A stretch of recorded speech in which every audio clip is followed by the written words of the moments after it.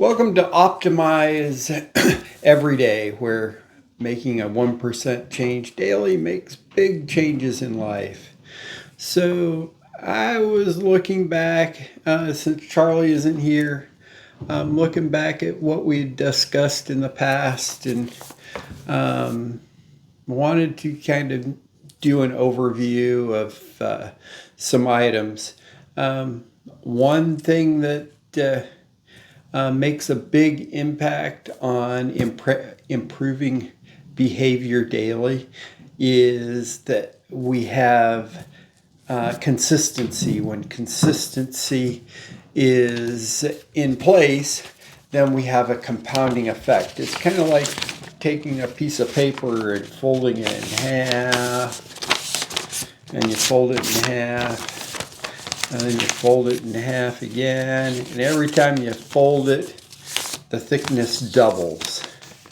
And it just gets thicker and thicker and thicker and thicker. It's that consistency of the folds and the compounding effect that makes it thicker. And eventually we get to a point where it gets really difficult to fold the paper. Just like here, it is kind of thick. So when we are making improvements on a daily basis, we're actually making those changes happen, and we have that compounding effect where it just gets better and better, or in this case, thicker and thicker. Next, we need to focus on processes, not outcomes. When we focus on the processes, then we're looking at how we're doing things and how it needs to be done, not where we're getting to in the end.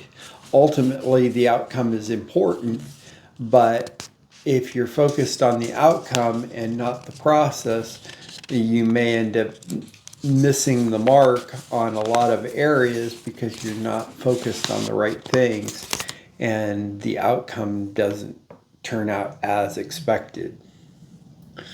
We need to form habits. That's really important.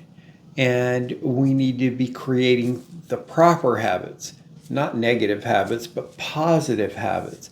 Habits that make us better, make us think about what we're doing and why we're doing it, and having us making changes that are important to making real life changes. And when we develop those habits are not the same as goals, in that habits are something that continue beyond reaching the goal. It's something you continue to do as a daily thing, such as like if you meditate every day. If you meditate for 30 days because that was a goal, once you get to the end of the 30 days, then you obviously can say to yourself, okay, I met my goal, I'm done. Whereas if you're developing a habit and you're meditating every day, then once you reach that 30-day mark, you go, well, that was nice, but now you get to continue because the goal wasn't as important as the behavior and the habit that was created that got you to meditating. And that shift in ideals helps us understand where we are. Last thing I wanted to have some coverage over is the thought of decision making. When we have decision making, we can become fatigued in making decisions. But when we develop behavioral changes that deal with our decision making. Now the decision is part of a process, and there's no fatigue in it because we know how we're going to react when it comes to a specific type of change that's presented to us. We decide how we're going to react in the forefront before it even happens, and then we respond appropriately, and it's essentially a habit.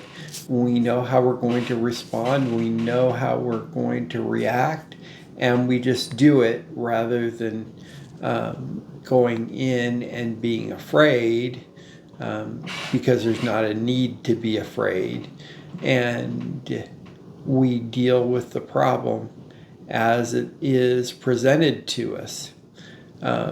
All these things add up to helping us to create a lifestyle where improvements, self-improvements, and processes of improvement become a natural state of being where we make those changes every day. I will be bringing in some vignettes of what some of those things may be at a later date. I wanted to do that when Charlie was here and available. I'm hoping Charlie will be back tomorrow so we can get the avatar process done so you can see us create an avatar. I thank you for watching and look forward to your comments. Please subscribe and comment. And if you would like, please like our show as well. You have a wonderful day, and thank you for watching. Have a great day. Bye.